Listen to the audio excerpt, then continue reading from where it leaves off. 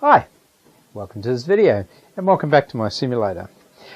Today we're going to be looking at programming the Stream Deck to work better with the helicopters, specifically the high performance group H13 and the beautiful payware H145. So there's a lot of commands we can put in and there's some we can even add. So let's have a look at that.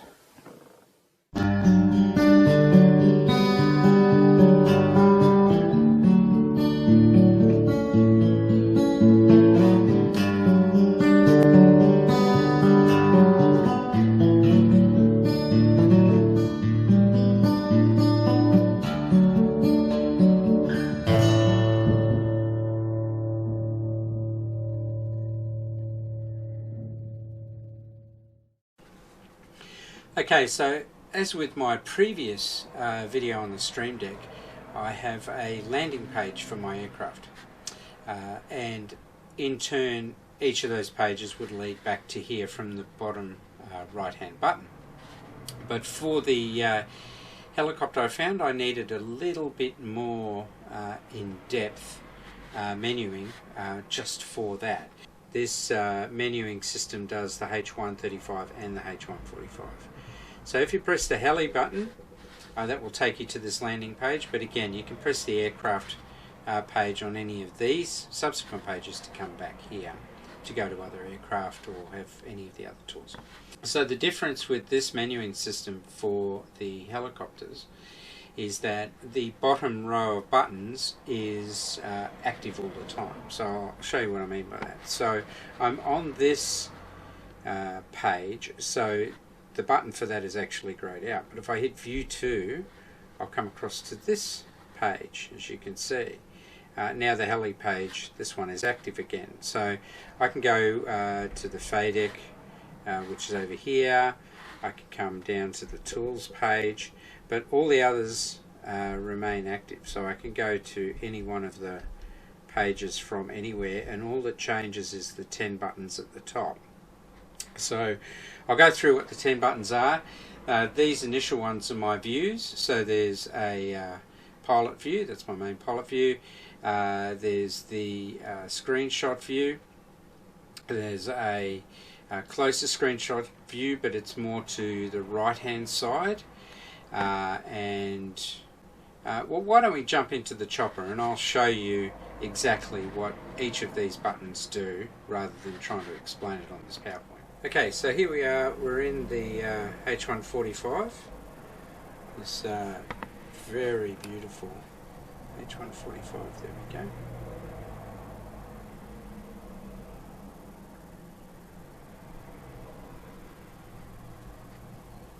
So let's look at what some of these buttons do. So again we'll go to the Heli.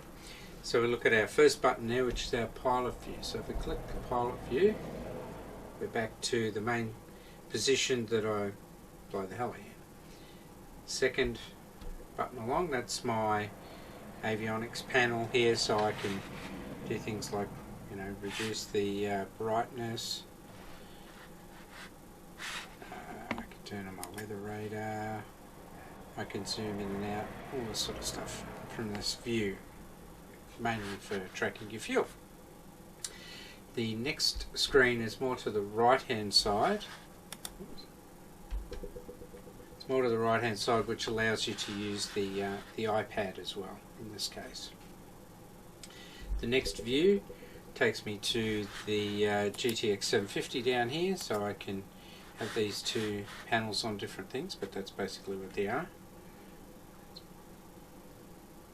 I have a barrow programmed here, which, if we're looking at that view there, if I hit the barrow, it'll just reset my barometric pressure here. I also have switches button, which allows me the center console here where I can turn my autopilot off and on. All these switches actually work, so like you could turn that to turn on the weather radar. So that's all I have on this page, except for these two switches here. This one corresponds, actually the HINR is not used in the 145, that's in the 135 for the torque boost. And this button in the middle here takes it from takes the FADEC from idle to flight mode. Now I'll demonstrate that on the FADEC page because I have it in both places. So if I go to view 2, view 2 looks at a couple of different things. So what I might do is I'll demonstrate the AC and wipers first, but to do that I need to be looking at the ceiling or the overhead panel, which was this fourth view here. Go to view 2 there. So you can see the air conditioning switch is here and the wipers are here. So when you hit a AC button there, that turns it on the first time and turns it off the second time, and I'll show you how I programmed that a little bit later on. Wipers is the same, that goes to medium speed and off again. I don't use high speed wipers normally, so why should this be any different? Okay, we'll go outside and have a look at what the other buttons do on this page. So let's see. I'll demonstrate both. Oops, there we go. I'll demonstrate both the pilot buttons. I'll press those. See those two buttons there open up the two pilot buttons, pilot doors rather. Now that's they're already in the system, so you can program those easy enough for the H135 and 145. But because of the config tool, which I'll show you how to use in a minute, you can program other buttons like the wipers and the AC. They're actually other buttons I programmed in. But I started my adventure looking at these. So we'll look at the right hand PAX door, which is the back door there, you can see opening up. And if we go around the other side, we can open the left PAX door. And the other two buttons, of course, are the cargo, the two cargo buttons. And so that's pretty much it for that page. So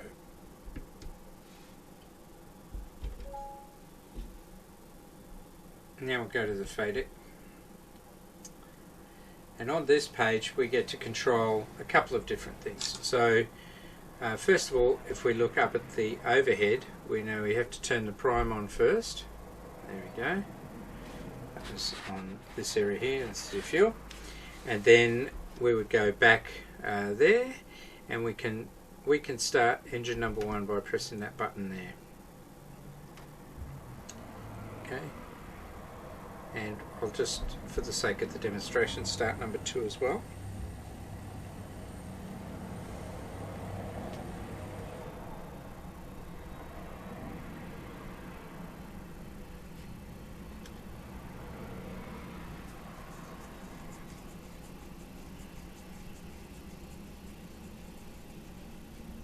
And I will close all the doors because I've left them all open, haven't I?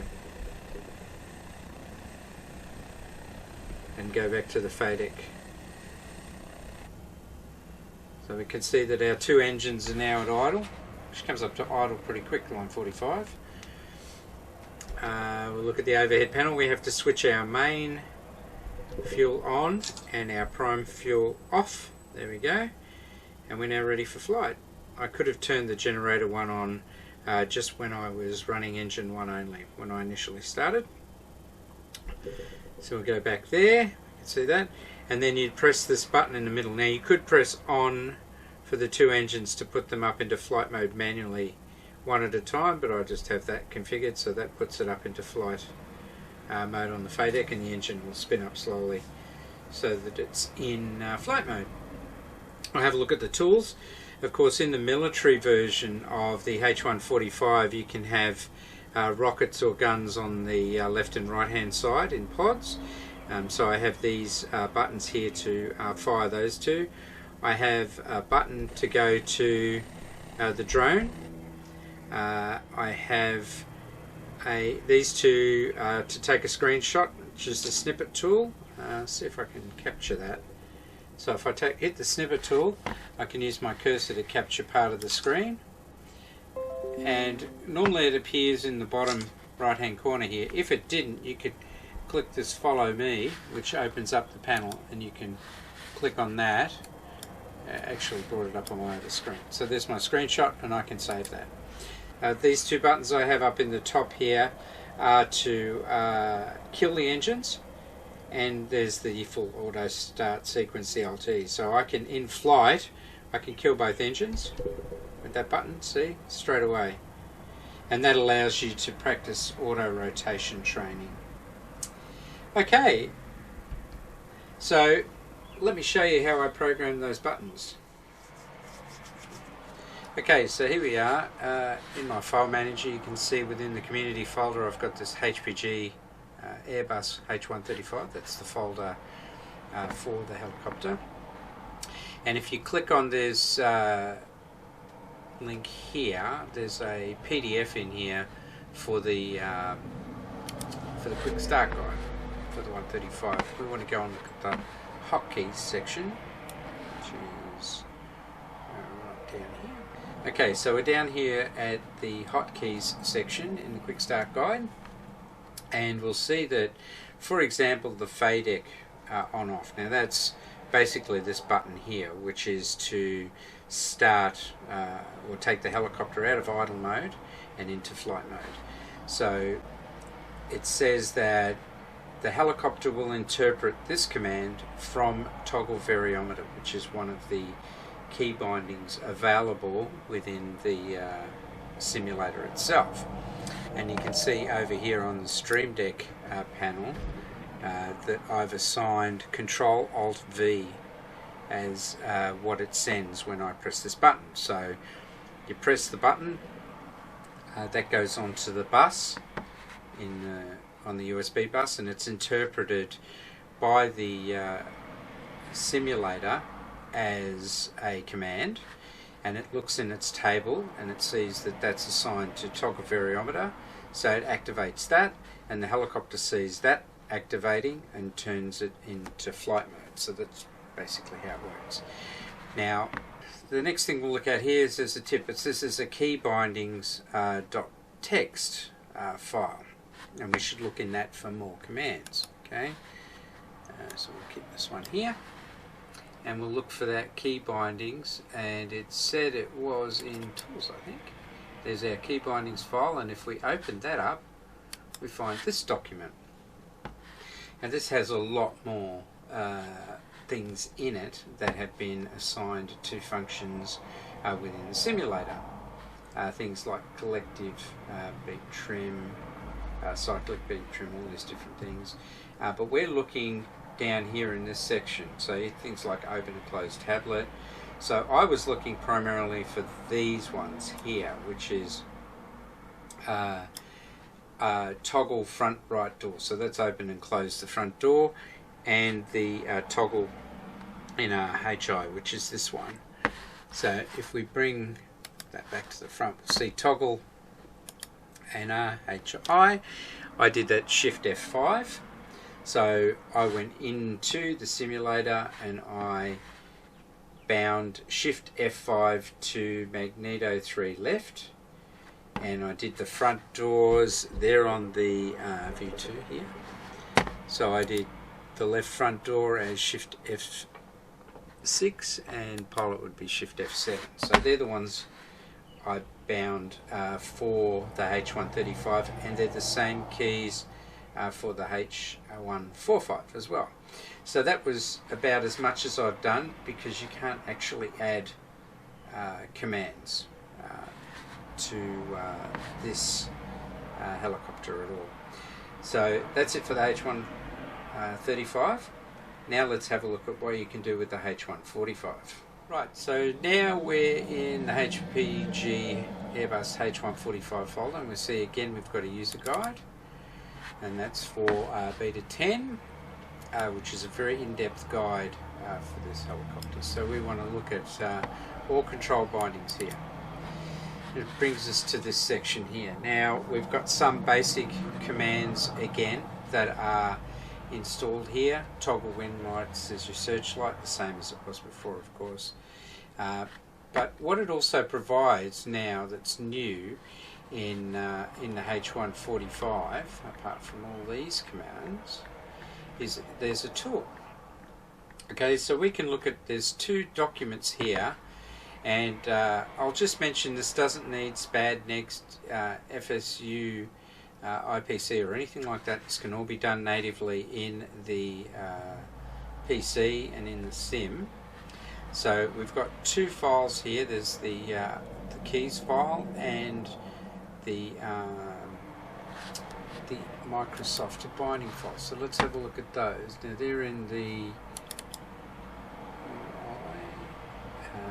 and HPG system, and we see in here we've got these two files. So there's this one here, which is the keys file, and the Microsoft file. Okay. Now don't be frightened of these. They're just a list of commands. So these are all SDK commands that affect the helicopter in some way, and this is all the ones that are defined to commands or bind points within the actual sim. So you'll see that these are all key bind points within the sim, and we'll look at these a little bit later on. So they give you an indication of what is actually mapped already. But there's also another tool in here which basically looks at the same thing. So we'll go back to the main folder. We have this config tool. Now just a quick word. When you first run this config tool, it will create a folder in here. You will need to copy that folder, right, to the community folder, and you'll see mine is actually here. It creates this H145 user setup folder. So just remember that you will have to copy that out. So let's have a look at this config tool. And here it is for the key bindings. Okay, I'll just remove these ones from the background just to make it a bit cleaner. Okay, so what we have here is there's a Microsoft binding on this side, and then on this side there's a helicopter function. Let's go all the way down to the bottom and have a look at the ones I've added. So you can see I've added doors, PAX left, PAX right. PAX is passengers, right? So they're passenger doors left and right, cargo doors left and right, and overhead panel, the windshield wipers off and slow, and air conditioning on and off. So these are the ones I added as we saw the buttons for before. So this is telling the SDK for the 145 that these are the functions that are now mapped to say decrease mixture for slow. Now I did find that decrease mixture or increase mixture without the small didn't work. Sometimes the bindings are not compatible because it's expecting a different kind of device hanging off it, like maybe a something variable like a throttle. So these are the positions I've chosen. So Microsoft Flight Simulator looks on the bus and it sees a key that we're going to assign to this next. That's the next stage. So decrease mixture 4, and then when the key that you press, so if we're going to look at helicopters over here again, for example, so let's say we'll look at PAX left. Okay, here's PAX left. I've chosen Control Shift F5 to be the command I'm going to send. So when I press that button, that appears on the USB bus. Microsoft Binding sees that as being attached to decrease mixture 4, sends it to the helicopter, and the helicopter interprets it as being the PAX left door. So that's all fairly straightforward, I hope, and we've already seen a demonstration of how that works. So that's basically all you do. You assign a function within the helicopter, and if you drop that list down, it shows all the functions within the helicopter. And this shows all the functions that Microsoft sees. And it's easy to add one. You just click Add a key binding, adds one down the bottom. You can choose any function within the, like overhead test panel, test off, for example, and then you can come and assign that to set ADF high range handbrake, for example. Now that's already in the file. You don't need to save it or anything. I'm just going to delete it because I don't actually want that function. But yeah, and you don't need to reboot the simulator if it's running. You just need to restart the simulation, and it will pick that up. So it's a pretty useful, in fact it's an extremely useful tool, and I hope that in the future this will be available for other aircraft, or at least for the H135, so I can assign the door commands to those. So I hope that was straightforward. Let's just go and show you now a trick how I use the Stream Deck to put the commands into Microsoft Flight Simulator. My suggestion would be here that the first thing you do is you would choose what command you're going to use. So we're going to work on the right hand pack store here. So right hand pack store is increase mixture for small. Now when choosing what you're going to bind to, in this case with a helicopter, there's only 2 engines, so having 3 and 4 options, you're very unlikely to run into duplicates. So what I do is I look at I have chosen in this particular case Control Shift F6, and I put that in here first. So obviously you click on that and you do Control Shift and F6. Okay, so put them into the Stream Deck first, and I'll show you why. So we're going to go into the options and we're going to look for increase mixture for small. Okay, so we're going to go out, we're going to go to control options.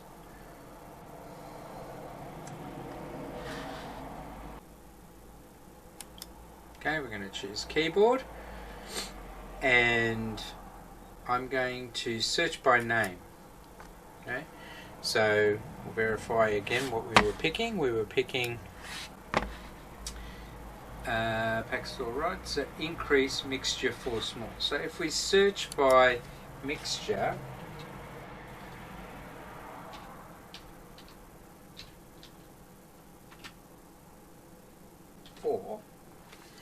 we'll see increase mixture for small is this one. I can see one of our other bindings here.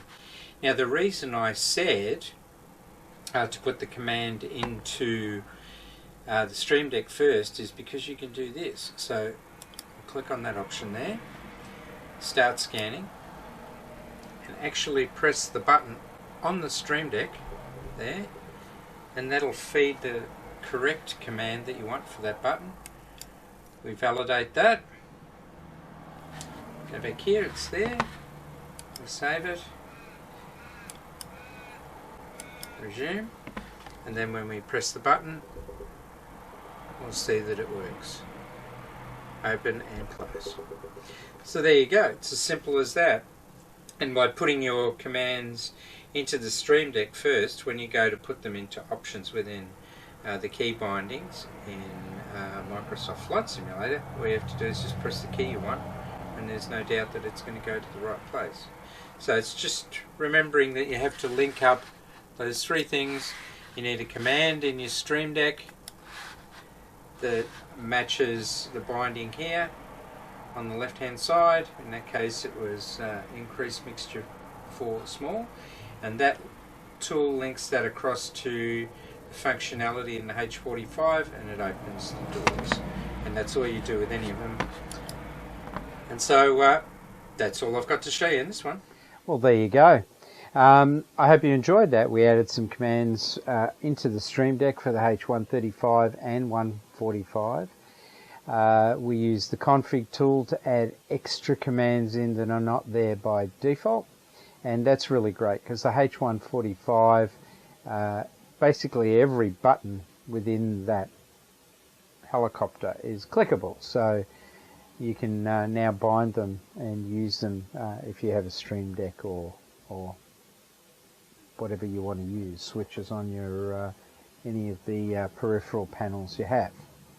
So that's all we have time for today. I hope you enjoyed this video. Let me know if you did. Leave any comments, thoughts you might have. And with that, you all look after each other. Take care. And remember, be kind to one another. And I'll see you on the next episode of Tips and Tricks.